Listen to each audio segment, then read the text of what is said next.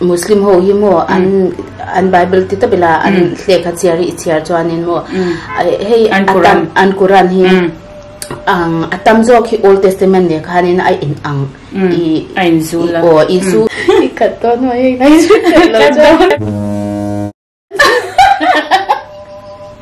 how don khop mai hetiang hi thawanya chuanin tian ka han tel tam lawin kan kang dona chan chu thau don hu tu ka mo enge a an te kanon ei don karon mukbang dona milau en sak cheu don nya o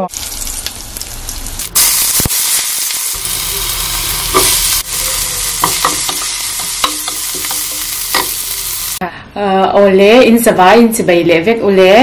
in lo dam tha em I chaw karon ei de dona chuanin I kan ei turi hei Beramsa ania hei hi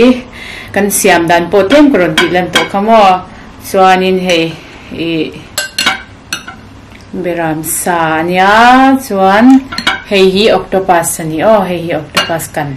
chu jong chu karon ei don hei king chili nen o chuan chu tiang jong chu karon ei do na kan video te bul tang top thleng lo en sak don nia o kan ei ngal mor mot mai don ken ka khol don o boin chu chabe ka chan tir to I chabe chan lo chu boy tha karon khol cheu don ne tam oi atok mai min khol kan chuan ne khati kan ti ngai lo kai chu tam to lutuk cái po cái in khol teo don ni ui atam zia tan lo ei tan nga he tlem te bag te lo te ma tlem te ne ka kangamo tlem te ne chuanin aberam hi boksa a angjok ai nglo lutuka ai a thau lutuka chu suak chu ro ei zo ka hei hi ka soi te hi kezi khat le Chanve o kezi khat le Chanve karon ei don hei ti hianin kan pa in asang ni khat vele eya chuan abak ki chu kanon ei zo vek don lian pui ka chana wangin aeng lo ni hi alang tam lo ni hi alian lutuk ka chan khamo chuanin athawa hi asorboka chuanin alang tam vak lo ni hi awang alang lian lo cái po cái masat na ber nya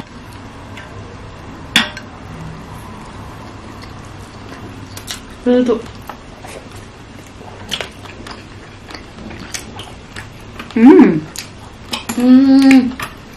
tôi lutuk cái masat na ber nya Beramsa hay em tôi có sẽ lên với khách ấy nha tôi thì bermo tôi lutuk vì vok sa chợ tôi đằng vok sa đều ở mua đó hay kêu sa tên em bộ ai anh là wa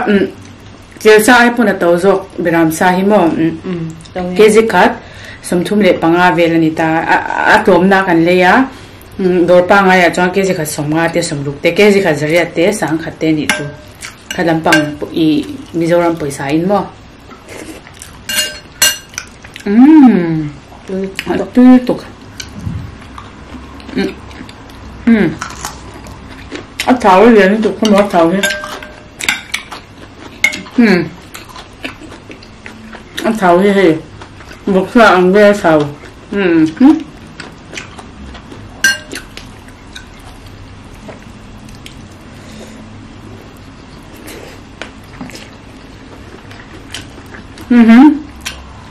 kim chỉ đi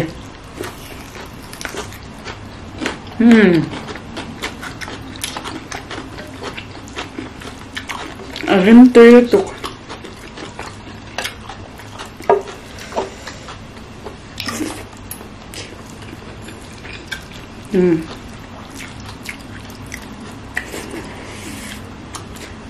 chỉ đủ tất cả những cái mình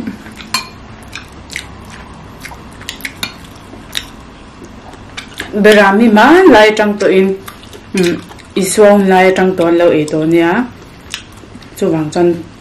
chỉ sel đó như này ngót mấy này đó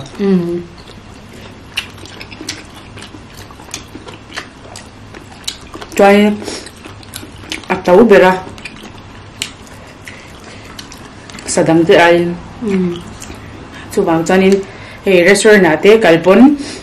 Beramsa hi chu atau the memani restaurant a phei chon mo bong sa te chu atau lo Beramsa man Chanve hi bong sa man ani ta mo cho nó Beram sai sa thiang thim soft tu sarui sa e mo saru e lo chuanin hei sa e ka inai lo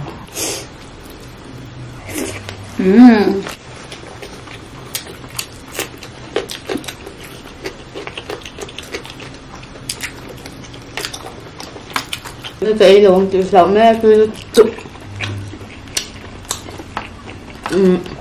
nó không phải rồi khô à viên cảnh hơn ạ dễ thủy ra phải hoàn thì ra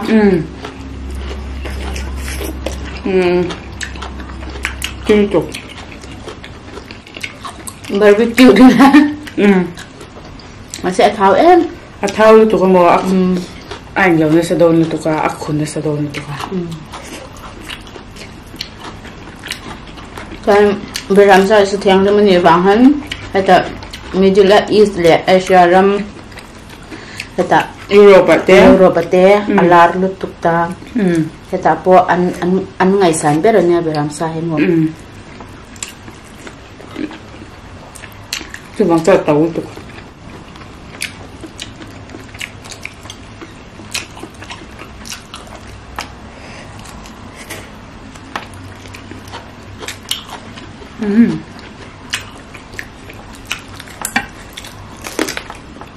cái mà ăn thật nó trụng là sao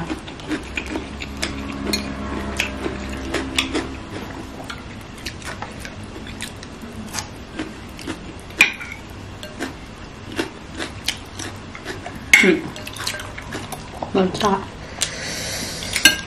tiếp tục kể xa té Mizo Mukbang kan ulai trong kan evak em lawa mà se alo tui mo thiam de wan han se ma ing lo su tui siam ta ko ka siam na sal tu tui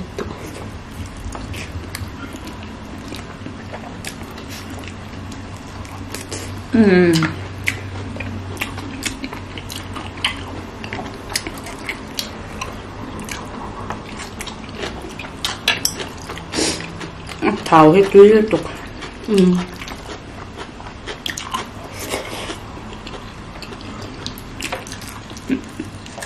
thảo ngâm lâu tan xuống anh nào không nha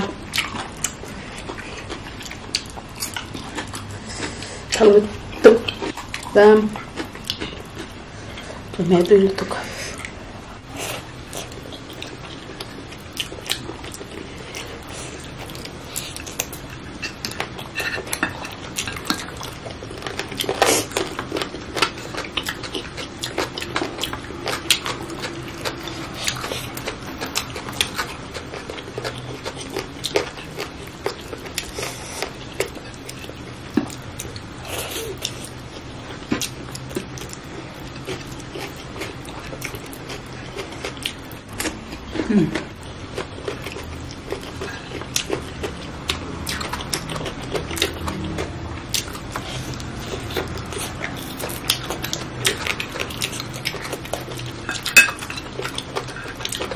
Vẫn chỉ biết qua cái hình biệt đủ lâu nhá con chạy tuy lúc tôi ăn tuy lúc tôi biết mình đâu cái nhìn ăn lâu như vậy biết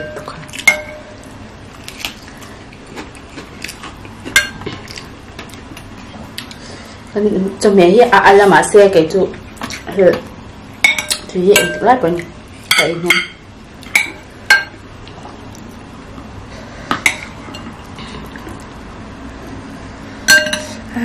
tùy thế mẹ à ấy cái vậy này anh nào nhá mà ai có chú cũng phải không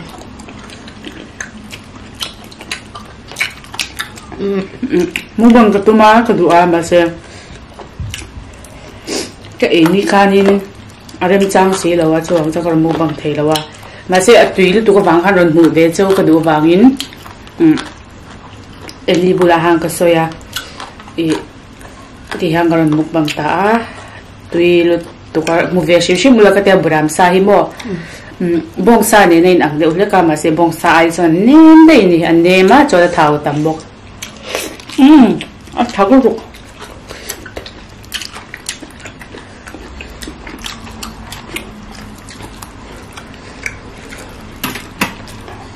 ơi không phải chạy ha trum tu thak kem thak lutuk thak tak ani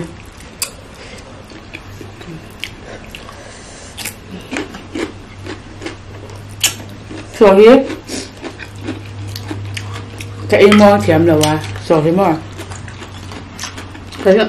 cái răng thầy luôn quên chưa cho hi kia xin hi chủ mà nhá cái gì thì chú nấu sari về anh nhá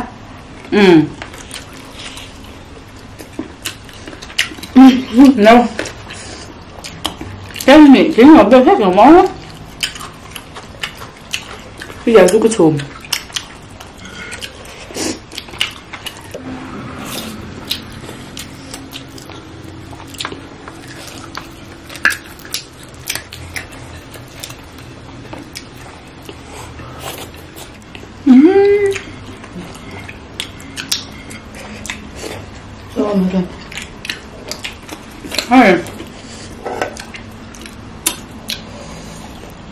khát điệu với cả nhà dấu chép đâu nhỉ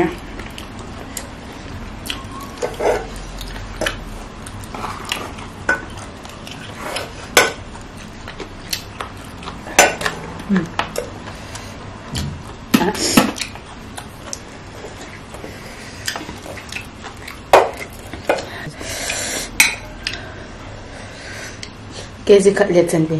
mấy chép bánh những ấy dấu cho turu khắp này lutuk thật tuy lutuk anh tôi xa hay buồn lắm ôi chị cái thấy mà mày nè Beramsa in ai về cha kem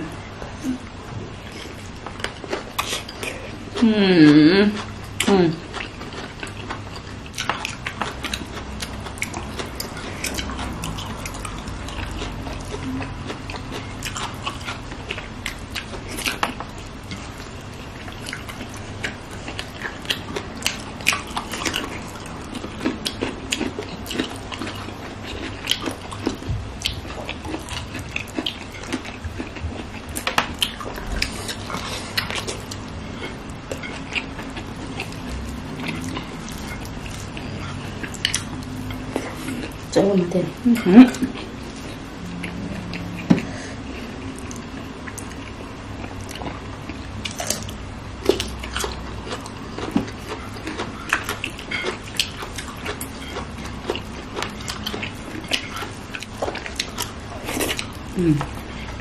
tiếp tục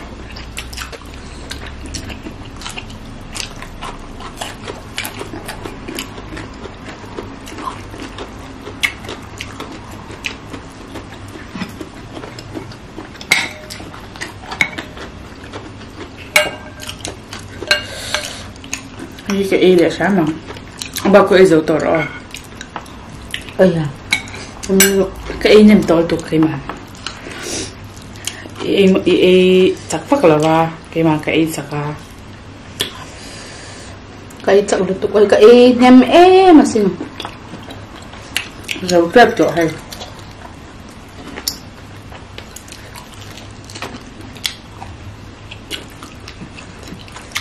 cái buồn vào tôi rồi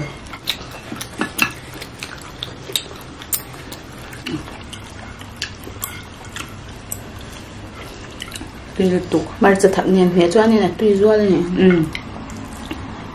thì kinh chili anh tia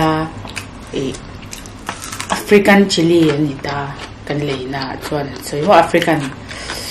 South Africa tanga local ania chuan Naga King chili ne khana danglam na omlo arim le an lo hi Naga King chili ne danglam na omlo nya cho thak ve thak lutuk atau ke ka chom thu panga nia khalam pang paisa chuan in za ve nge zasari zaruk zasari ti borvel de ni chu khalam pang paisa chuan mo ke khat atau lutuk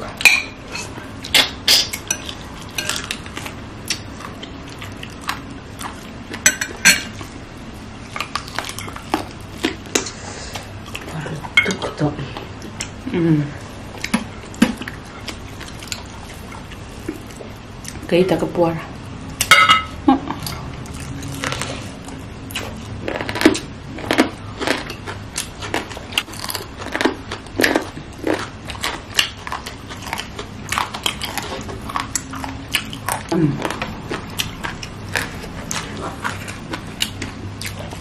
Dito ka. Dito ah. Malito ka lang bro. Ito hindi ka lang bro. Affair lang. Alo thấy thôi rồi nghe tiếng em ăn ngày san cả đâu chấm hoa Beramsa itu sorry hết tại hiện mình mua nãy là hey nghe dora tam taka restaurant tam taka hiện in Beramsa hi mutura vang attention anh em lâu lâu attention anh thì lâu cho nên restaurant tang kang deu hian in hu tur oma tawlu to ka he tro te po hi shem tikhanin ataw wang hian min an ko ko mani te ka tia ma se hei kan lam mutam lo ta mi ho sa chon e don lu tuk ta ma se kai ma ni ang mi tlang non chon restaurant na kan e lo kai e ngai lo shim ama ne to lo hei piece pakhat mo pakhat hei cho nên agree với tâm to kan anh xem mà hai chồng chứ không bây giờ sống thì bằng à bây giờ trâu té chú ngày đó hết tiếng bố là hiện đã sẽ piece bạc hết thì tết thì lại đã sẽ ha agree với nhân khan kha 25 dirham manita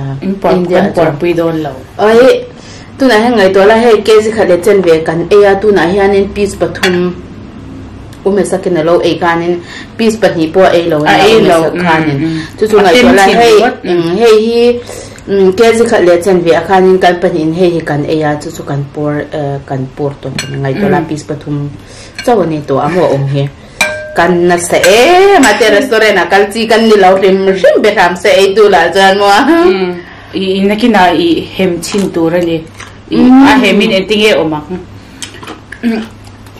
Ang lawin la Beramsa chumo ti dei la sa shi sel hi ani don lu to ka achan chu ma tang to in an lo ai to a kha ma tang to in bible apo kan muwa Beramsa chu ti khanin i an lo ai to kha wang khanin a shi sel lo thei lo a shi sel don hi ni remat thung ji ma he bible tu lam han so yela mo ngài hey tôi nói cho anh isu khai mình run sản xuất cách ta khám màu khám nhẫn hey anh thì mua ở thảo lầu tê anh em mọi người cho anh thiên phim nó tụi anh hey anh công bù là tê anh thì sen Beramsa ta cái tiếng ta bài soal ken phải nó tụi anh soal ken phải nó tụi anh Beramsa sen anh lâu manga cái thứ hai nữa tôi nói hàng anh mani anh lâu in anh lâu prayer khan anh thôi na tu ra khan in Beram hi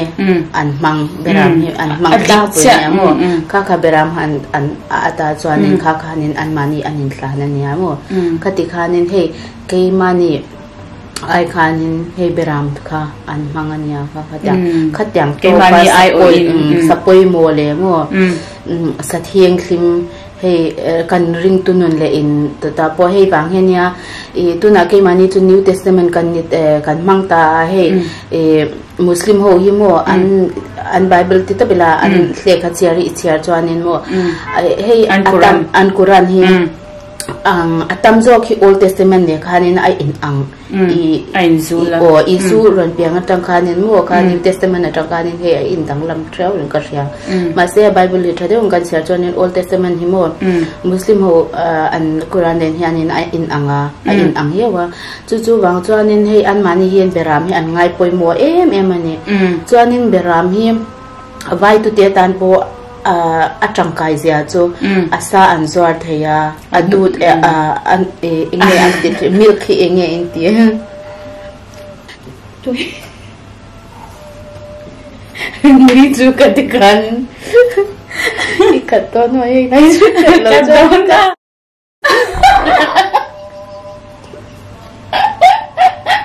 adut adut te tui anna de tui khamo khati khanin anzua thei ta chuanin amul kha po kha he korlu mate hianin an manga he ramvu da phei chuanin he avul nen amul ni he zaketa te akhatiang khanin an manga ni chumo ramvu na yan mana thulung lui te film te an siama hian en lai beramul te an ha hi ei wang hianin amana tamlut tuk apoi mol tuk nia tro hei vokle bong te chu kan vul me thei ta ma se beram hi chu ma se mizor ma po vulanum ve tho mo I ka mu fu a I khoi lai khoi kwang he kon vul kha chuanin ilap chwa khanin hei beramsa hi tia ui mate voksa van em an avan ang em katina kha